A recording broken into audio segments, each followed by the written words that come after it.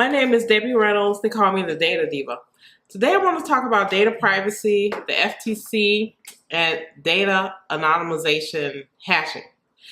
So the Federal Trade Commission put out a post where they were trying to explain to organizations that data hashing, meaning taking data and trying to create maybe algorithmic hash and replacement for particular data, that it is not considered anonymization.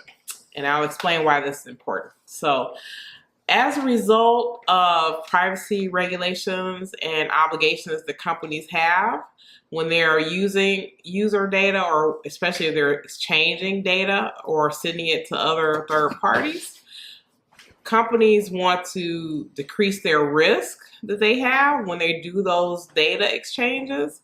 So as a result of that, they're looking to find ways to create more anonymization. So for example, if data is sufficiently anonymized when it's moved or sent to someone else, it may greatly reduce the privacy risk that companies have.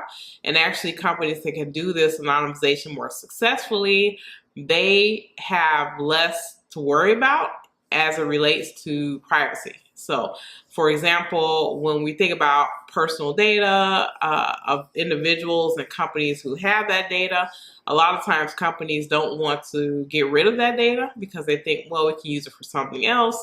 The problem is with a lot of privacy regulations, if you're using data for a purpose is different than what you collected it for, you're going to run into regulatory problems or problems with customers. One way around that, what organizations can do is say if there's something really valuable in that data that's not personally identifiable, they can find ways, and there are a multitude of ways to make something more anonymous, where they can use that data and then they, without the personal information, so that they're not running afoul of those laws. The issue with hashing that the FTC talked about is that hashing is not considered a foolproof way to anonymize something, because a hash can be reversed, reverse engineered, and then the person can become identifiable. I think what we're going to see is more companies looking towards experts who have done anonymization successfully in things like medical research and health, to help them figure out what are the best ways to actually anonymize data.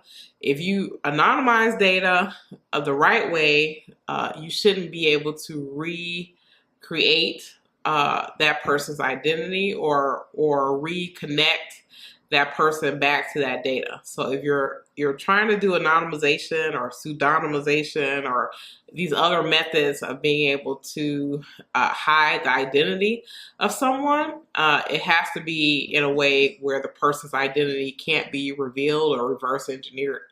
I think one of the examples that was given in that blog post is about a company that used hashing. They had sent data over to, I think it was like Meta or some other company, and actually that data was reverse engineered, and they were able to actually find out who those people were. This is a huge problem for companies, especially if they're trying to reduce their risk. They don't want to, there may be a multitude of things the companies have to do, not just one thing, but maybe a multitude of things that have to happen for them to truly anonymize data. I think, again, this is going to be a big deal for companies going forward, because if it's done right, it greatly reduces their risk, then also allows them to be able to use data in ways that they can't now, especially if it's personally identifiable and if it can potentially cause harm to humans. That's it. Thank you.